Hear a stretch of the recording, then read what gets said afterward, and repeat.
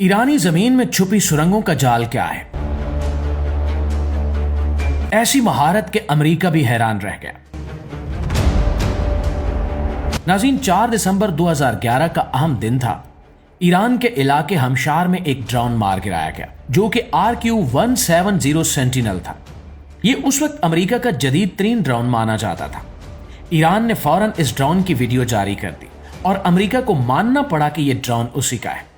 America ने यह drone Iran से वापस मांगा, मगर ईरान ने साफ इनकार कर दिया। फिर ईरान ने कुछ ऐसा किया कि सब हैरान रह गए। ईरान ने इस ड्रोन का तजिया शुरू किया, इस पर काम किया और 3 नए ड्रोन बना लिए। एक ड्रोन का नाम शाहिद 171 रखा जो अमेरिका के ड्रोन की एन कॉपी थी। दूसरा शाहिद 191 और तीसरा शाहिद 1336 था। शाहिद 1336 एक ऐसा खतरनाक ड्रोन है जिसकी वजह से अमेरिका और इसराइल आजकल खासे परेशान नजर आते हैं। ईरान जो कई दहाइयों से पाबंदियों और दबाव का शिकार रहा, इसने अमेरिका की टेक्नोलॉजी का मुतालिया करके अपने ड्रोन तैयार कर लिए। यहां तक कि अमेरिका ने भी ईरान के शाहिद 1336 ड्रोन को देखकर एक नया ड्रोन बनाया जिसका नाम लुकास रखा गया। अब जरा सोचिए कि ईरान ने अमेरिका को अपनी ही टेक्नोलॉजी की कॉपी करने पर मजबूर कर दिया। ईरान के पास अब मिसाइल्स और ड्रोन्स की एक बड़ी फौज है। कहा जाता है कि ईरान के पास कई किलोमीटर लंबी सुरंगें मौजूद हैं जिनमें मिसाइल छुपे हुए हैं। ईरान ने ये सुरंगें 1984 में बनाना शुरू की थी और इनको मिसाइल सिटीज भी कहा जाता है। 1985 में ईरान ने चीन, लीबिया और दीगर ममालिक से मिसाइल टेक्नोलॉजी के लिए मदद ली। 1987 में शुमाली कोरिया ने भी ईरान को बैलिस्टिक मिसाइल फराहम किए। यानी ईरान ने इस हालिया जंग की तैयारी बहुत पहले से ही कर रखी थी। अमेरिका अब इन मिसाइल सुरंगों को निशाना बनाने की कोशिश कर रहा है और शायद कुछ सुरंगों की लोकेशन भी जानता है, लेकिन पहाड़ों के बीच बनाई गई ये सुरंगें इतनी आसानी से निशाना नहीं बन सकती। प्यारे साथियों, ईरान जदीद खुदकार सिस्टम्स इस्तेमाल करता है जिससे मिसाइल्स को कभी भी मुंतकिल किया जा सकता है और इसका पता भी नहीं चलता। ईरान के पास ये सुरंगें कितनी हैं, ये भी एक राज है। ईरान के ड्रोन्स और मिसाइल की कीमत भी आम है।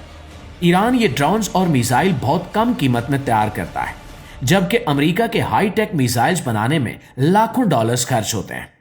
ईरान जानता है कि अगर वो मुसलसल मिसाइल्स और ड्रोन्स इसराइल तक पहुंचाता रहा तो अमेरिका के पास इनको रोकने के लिए वसाइल खत्म हो जाएंगे। लेकिन ईरान के लिए भी ये काम आसान नहीं है।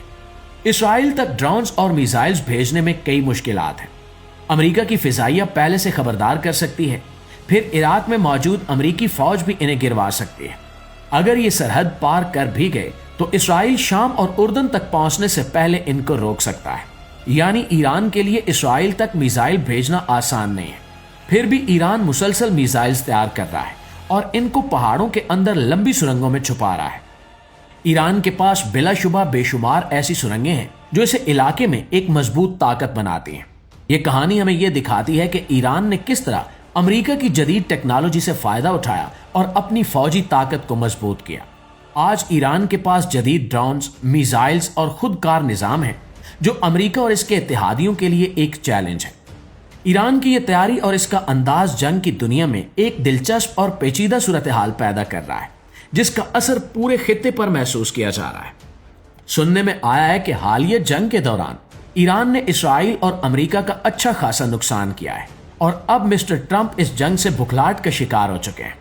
दोस्तों, इस हवाले से आपकी राय क्या कहती है?